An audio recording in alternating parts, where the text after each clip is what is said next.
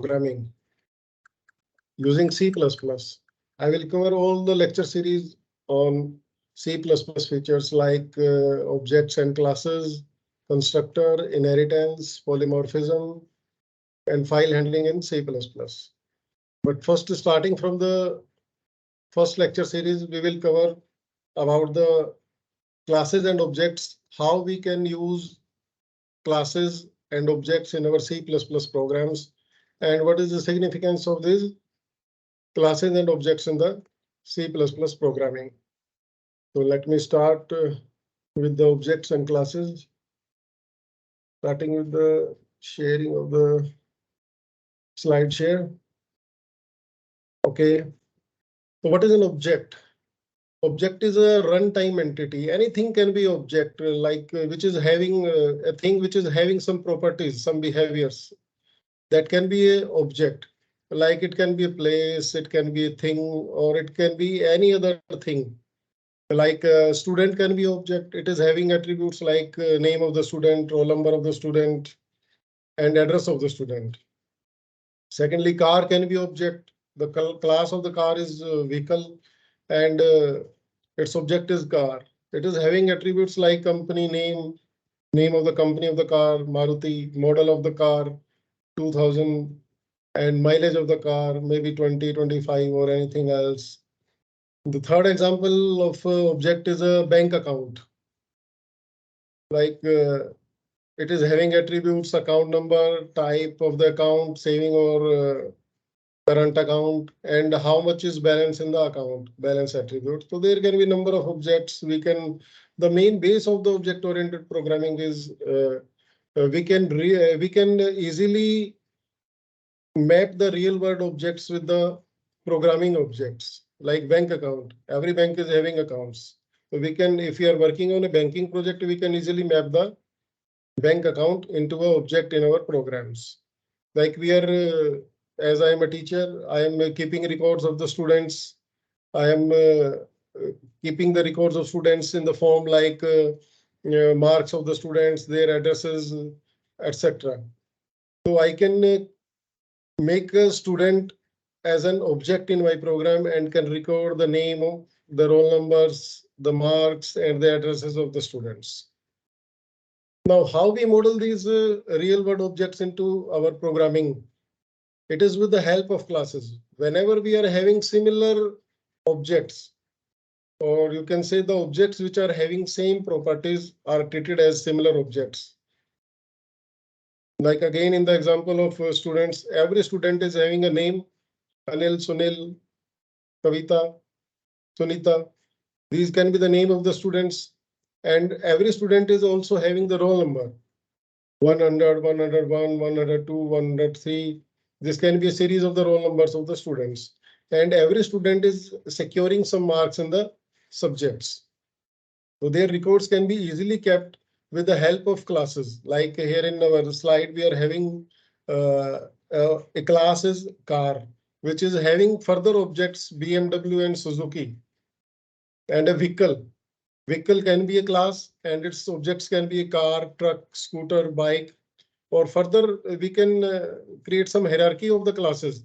Like vehicle is a class, it can further have classes like a car, truck, two-wheeler, three-wheeler in this form. And moving on, how we model these objects in our programming.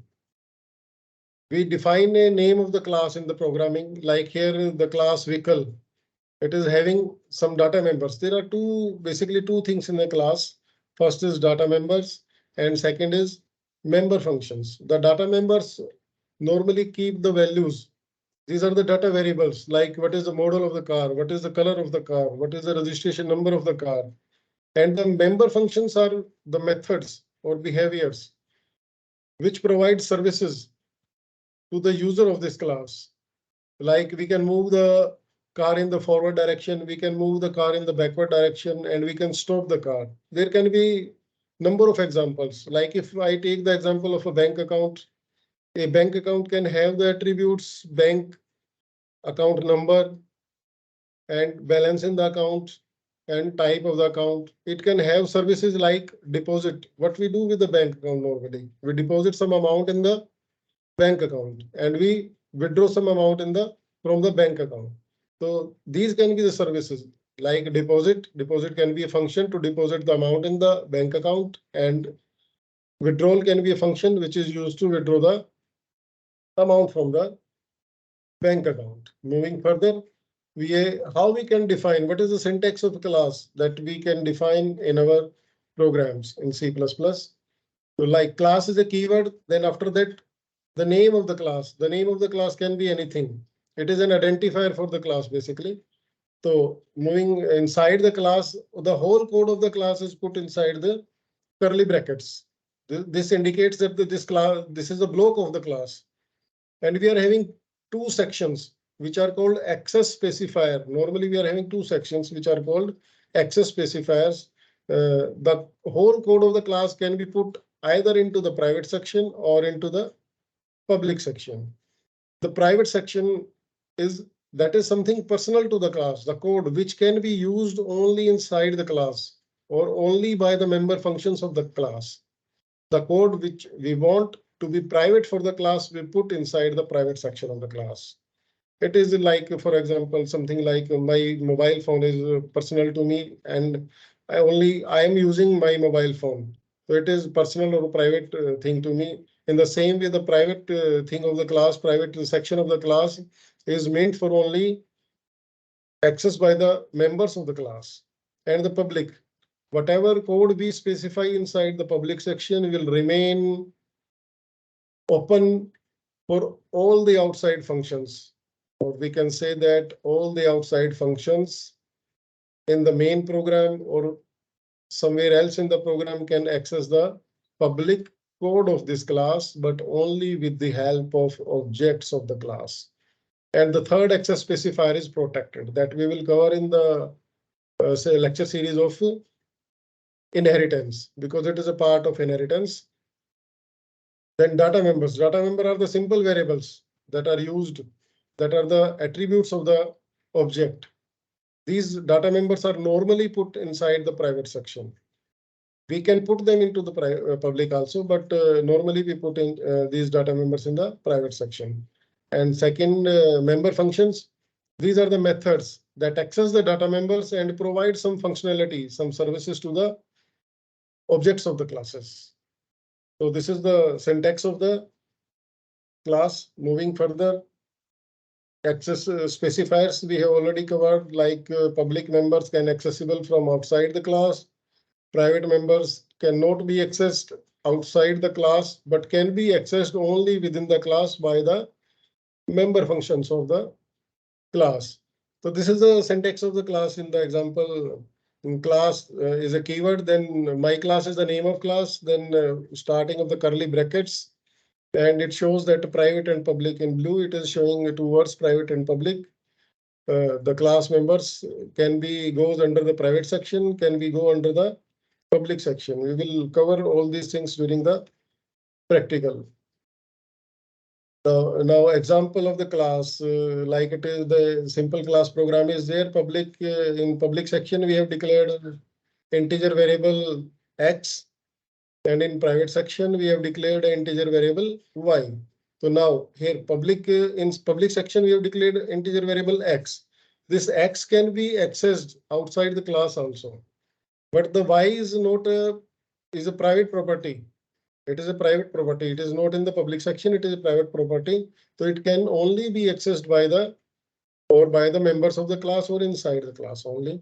So now in the main loop, how we can create the object of the class by specifying the name of the class and then object name. Simply number is the name of class and my obj is the object of that class. So my obj dot x assign 25 and my obj dot y assign 50.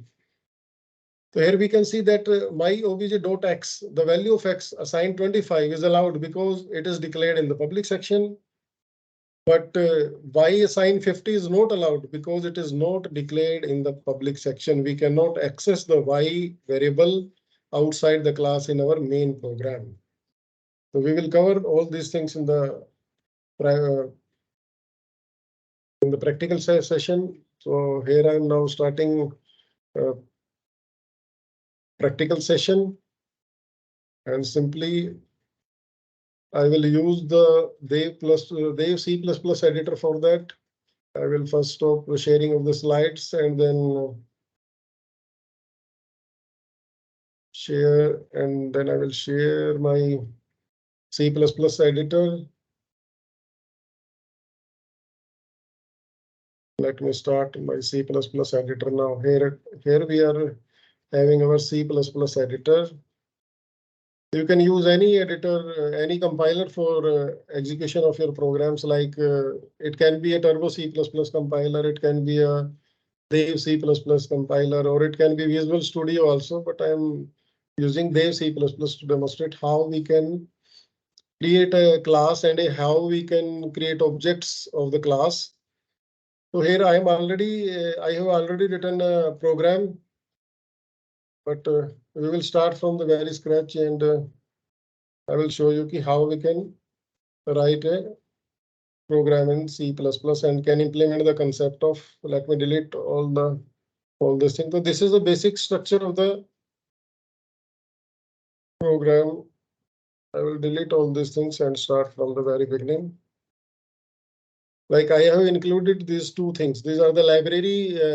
These includes the library functions, my iostream.h header file, and the namespace std. In some other video, we will cover that how what are these namespaces and iostream. For the time being, you can understand that some of the inbuilt functions of a C++ library, what we are using in our program, are defined in these namespaces and header file.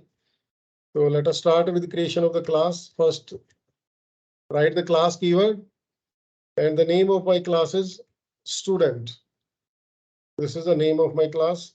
I will also put some comments to show you that what the things are going on. Like I am writing a comment here, defining class student. So now I am declaring my private section of the class. This is private access specifier. Under this private section, I am having name of the student as a character string.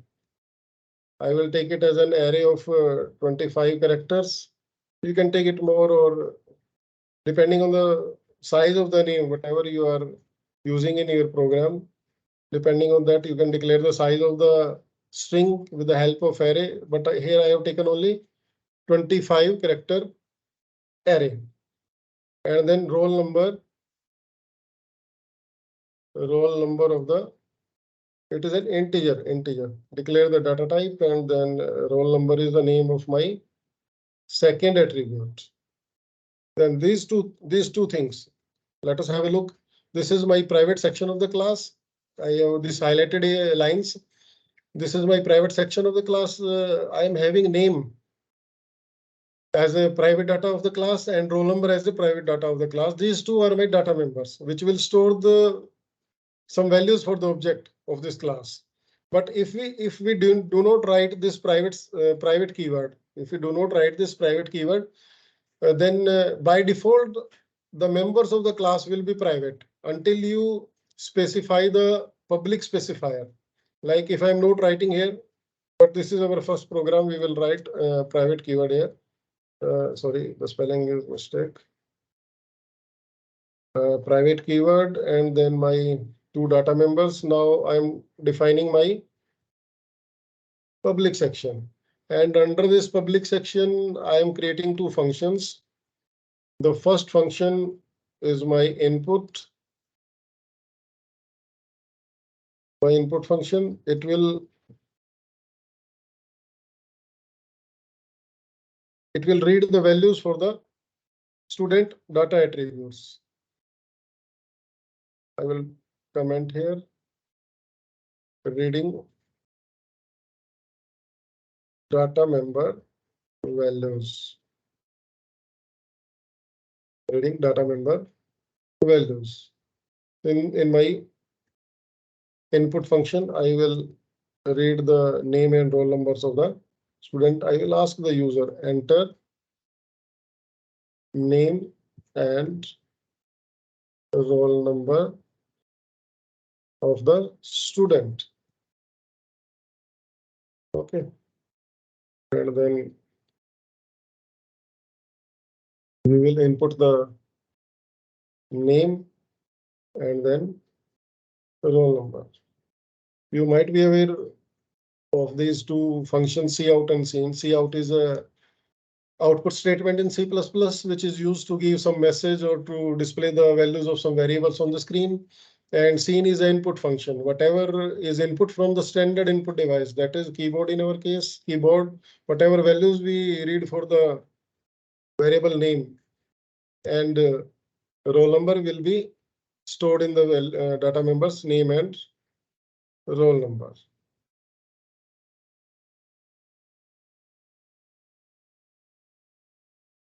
Okay.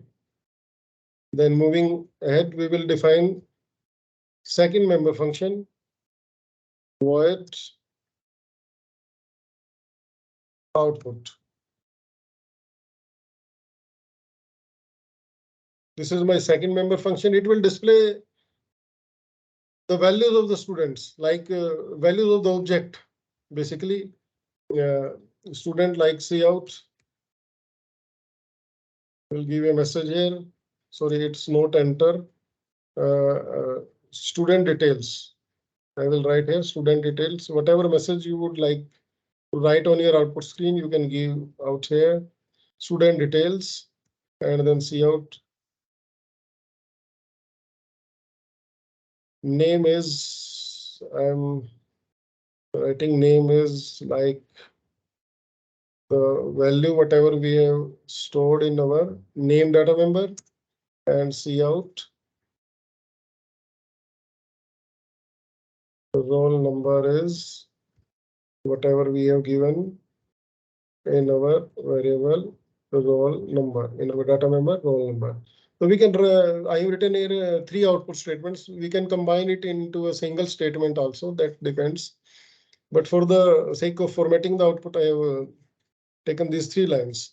So only I'm having only these 2 functions, 2 member functions. So in my public section, in my public section, I have defined 2 member functions. First one is input, which is reading the input from the user, name and roll number of the student. And my second data member function is output, which is displaying the name and roll number details of the students basically on the output screen. So this is end of my class. Terminate the class with the help of a semicolon, and then I will start my main program.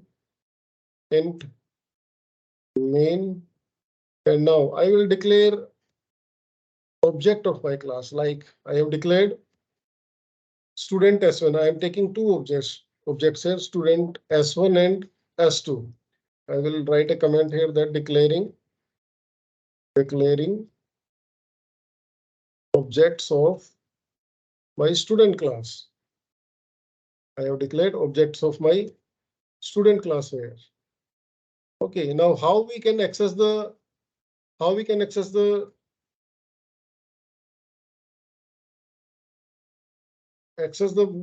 members of my class. How we can access the members of my class. This is with the help of, like I'm telling you, this is with the help of I can access the members. I'm writing the syntax of this, how we can access the members of class in a syntax line, comment line. I can access object name dot member function,